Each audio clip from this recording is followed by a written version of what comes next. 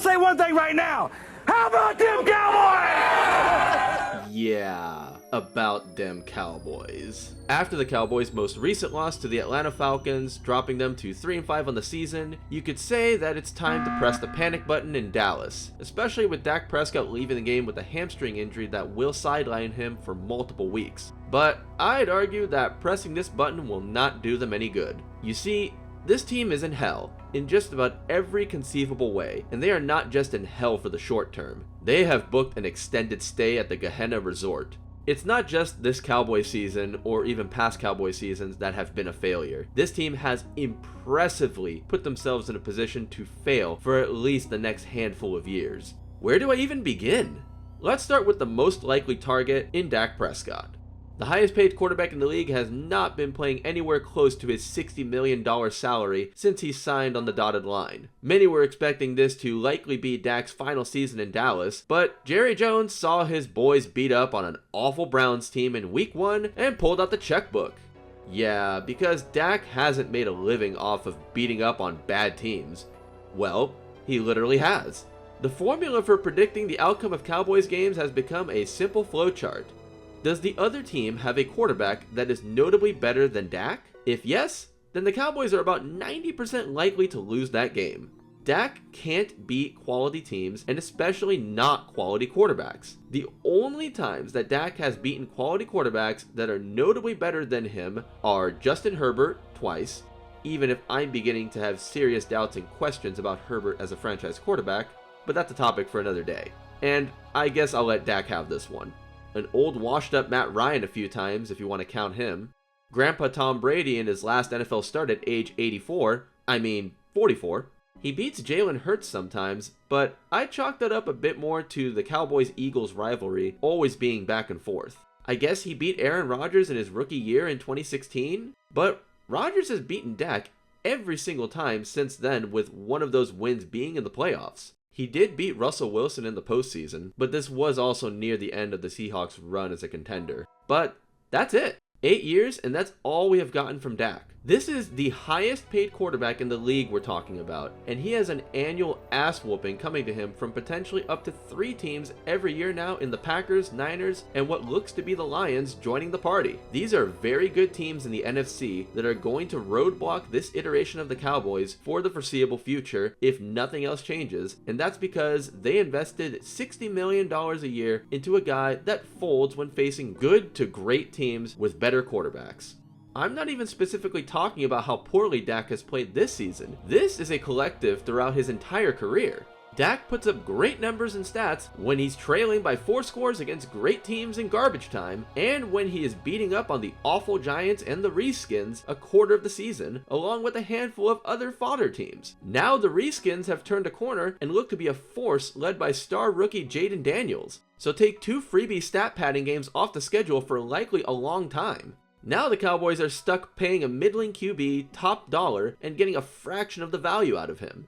Now, I know what plenty of you are thinking, hey, it's not all Dak's fault. You're being too hard on Dak. No, I'm really not. I will at least throw him this small bone. Is it his fault his running back room consists of Rico Dowdle? And good lord, how the hell is Ezekiel Elliott even still in the NFL? Bro has been absolutely cooked since 2022, and yet Jerry Jones says he likes what he has in Zeke? Seriously? 149 rushing yards in 7 games? That's acceptable? And gives you confidence going forward? I know I said it would save Jerry for later, and I'm doing my best to hold it in.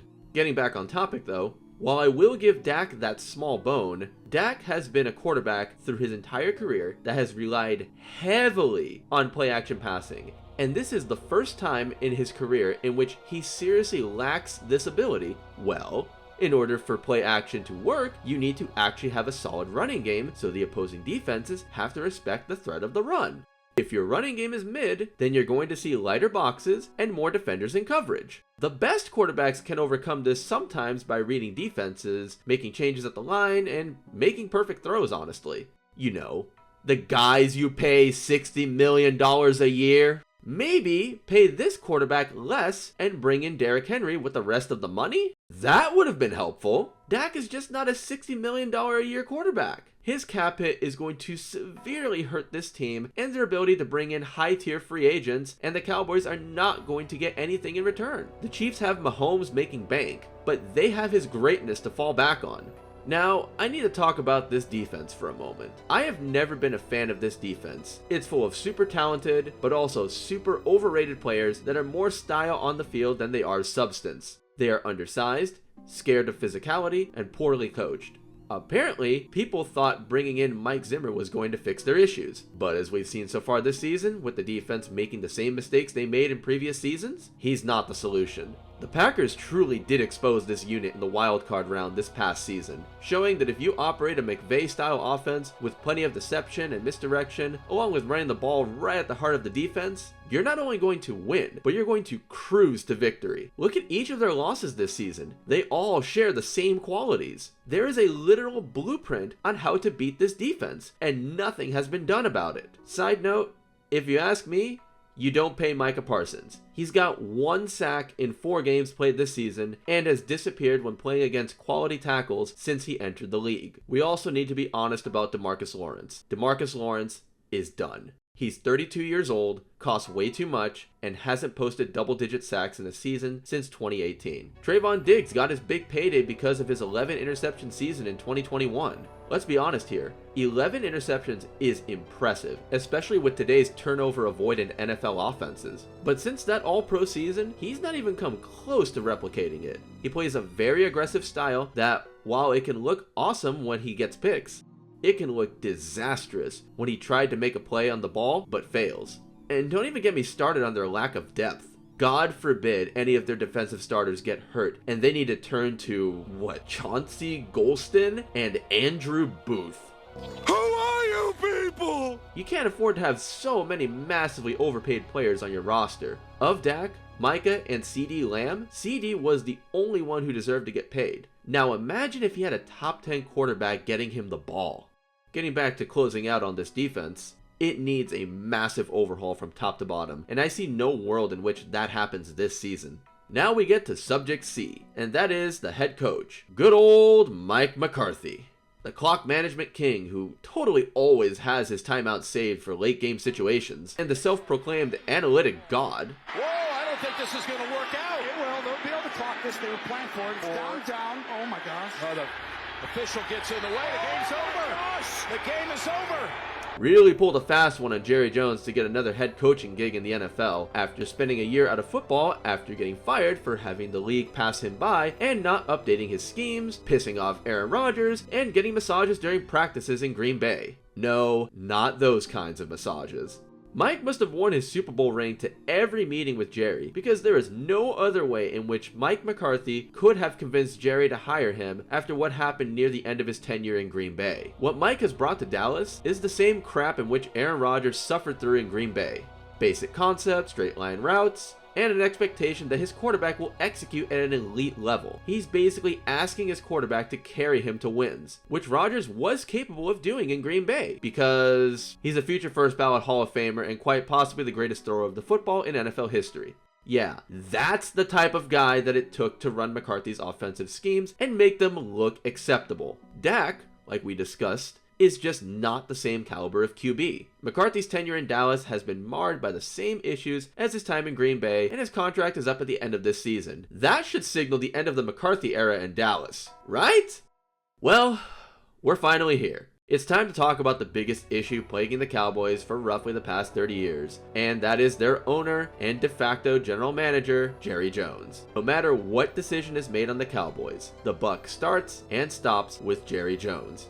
Your starting running back is skipping meetings and had to be disciplined? No big deal. Your supposed premier edge rusher is publicly putting his head coach on blast? It's okay. Jerry Jones is still making millions. As far as he's concerned, things couldn't be better. Name one other owner in NFL history, hell, in professional sports history, that essentially fired a future Hall of Fame head coach in the offseason after winning a championship. It's only ever happened to one other guy, and that is Scotty Bowman with the Montreal Canadiens in 1979. After winning 5 of 6 Stanley Cups, Bowman and general manager Irving Grundman had issues that led to him leaving the team. Though I promise you the issue was not because Grundman wasn't getting enough credit for the team's success. Jerry couldn't keep his ego out of the way back then, and he still can't all these years later.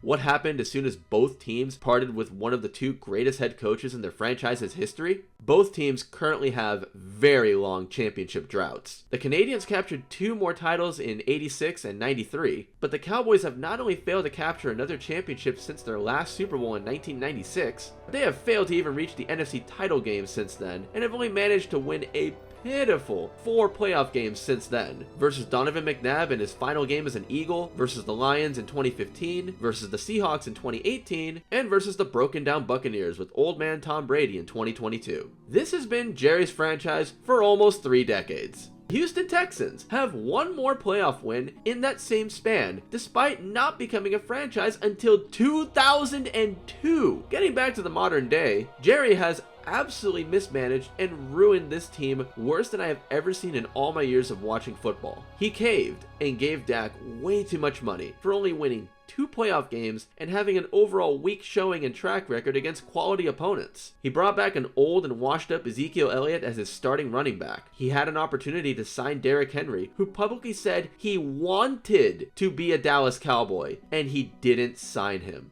Then King Henry comes into Dallas as a Raven and goes full bull in a china shop on 26 touches for 174 yards and 2 touchdowns. He had a chance to bring in Bill Belichick, but he opted to stay with Mike McCarthy as his head coach. What sane person that knows anything about football would ever take Mike McCarthy and his 1 ring that Aaron Rodgers gifted him over Bill Belichick and his 8 rings? Because McCarthy will be a subdued kitten and let Jerry be Jerry. My bad. Extend McCarthy! God, please don't. The most damning thing about this season is that Jerry Jones said he felt this team could run it back. As a result, no notable free agent signings occurred in the offseason, and as the trade deadline looms, Jerry has said there is a chance for their team to get better, but has said there will not be a splash signing like when he went out and got Amari Cooper from the Raiders.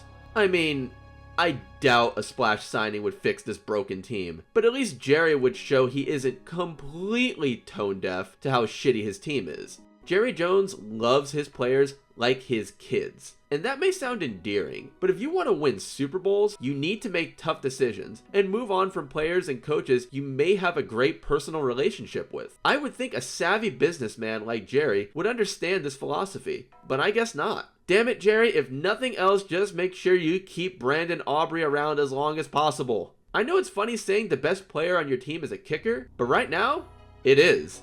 And he is a treasure, especially compared to some of the overpaid players with bloated contracts on your team right now. You've all been very naughty indeed. Except you, Dr. Zoidberg. This is for you. A pogo stick. It is totally on brand that Jerry Jones designs his stadium to look beautiful, and yet suffer as a result of that beauty by potentially handicapping his players by forcing them to stare directly into the sun while they play home games. At the risk of ranting any longer about Jerry Jones, in closing, I would like to state that I am not a Cowboys fan. It's maddening for me to see such a storied franchise with so many all-time great players turned into a punchline. Even the normally unrealistically optimistic Cowboy fans have finally reached the acceptance stage of grief. This is reality. The Cowboys have so much money allocated onto underperforming players, one of which is their starting quarterback, who should have never been re-signed for anywhere near that kind of money, and now they're likely stuck with him for the next few years. They have a head coach whom which the game has simply passed by and has to go, and they have a massive culture problem that is likely not going to get fixed unless Jerry Jones steps aside and stops being a celebrity. So never. This franchise is so deep in the abyss with no light in sight. At least if they had traded up to draft a quarterback in the first round of the draft, then maybe there could be some hope. But they haven't drafted a quarterback in the first round since Troy Aikman in 1989. It's just not something Jerry does. The Cowboys fucking suck. Hey, I'm just repeating what Dak said Sunday. They're going to suck for the foreseeable future, and Jerry Jones is just going to sit there and cope to himself and the entire fan base by saying that everything is fine. I like to offer some degree of optimism at the end of videos like this, but it really is as bad as it sounds. Just endure the suffering. Jets fans have been doing it for 55 years. Surely Jerry won't live another 25 years, right? Anyways, that's my take on the whole Cowboys situation. Is there another culprit for the issues in Dallas? Is there any sort of possible light at the end of the tunnel that I'm not seeing? Let me know what you guys think in the comments. Subscribe if you enjoyed this video and want to see more like it, and I'll see you all in the next video. Thanks for watching.